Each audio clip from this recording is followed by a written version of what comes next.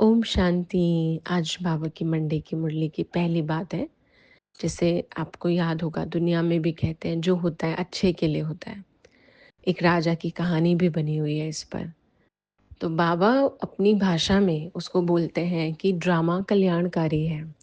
ये एक बहुत बड़ा ड्रामा चल रहा है और इस ड्रामा में हर सीन बहुत एक्यूरेट है और कल्याण के लिए है, हम सभी के भले के लिए है। लेकिन बाबा ने आज इसमें एक एडिशन किया कि सबसे ज़्यादा कल्याण उनका होता है जो बाबा की याद में रहकर अपना कल्याण करते हैं। अब अपने कल्याण का मतलब फिजिकल लेवल पर अपना भला सोचना नहीं। मेरे कपड़े घर में सबसे अच्छे होने चाहिए, मेरा सब कुछ बहुत महंगा होना चाहिए, मैंने जो खाने की चीज़ ऑर्डर की हो उसमें सबसे ज़्यादा शेयर मेरा होना चाहिए। मतलब अपनी फैसिलिटीज़ सबसे अच्छी, इसको हम अपना कल्याण करना नहीं कहेंगे। पर कल्याण की बात है, मेरे थॉट सबसे अच्छे होने चाहिए, पॉजिटिव। मेरे कर्म बहुत एक्यूरेट डिसिप्लिन वे में होने चाहिए।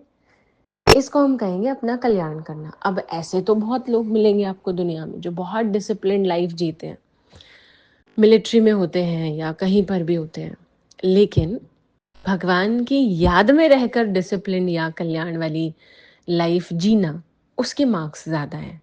तो इसलिए बाबा कहते हैं कि अपना कल्याण करो मुझे याद करते हुए, तो इस ड्रामा का हर सीन ऐसे बच्चों के लिए बहुत ज़्यादा कल्याणकारी है। मतलब फिर हर चीज़ बहुत अच्छे के लिए हो रही है।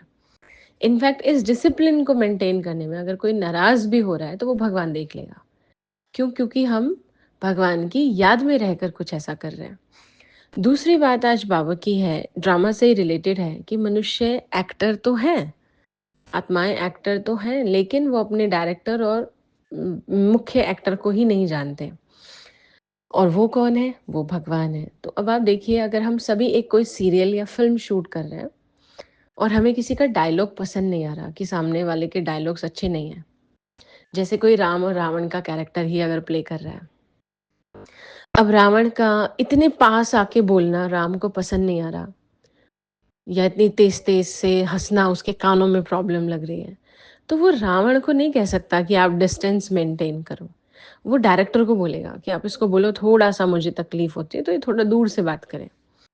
डायरेक्टर फिर अपने हिसाब से देखेगा, अगर सीन में रिक्वायरमेंट है कि उसको इतनी पास आके ही चिल्लाना है या बोलना है, तो डायरेक्टर फिर एक्टर को समझाएगा।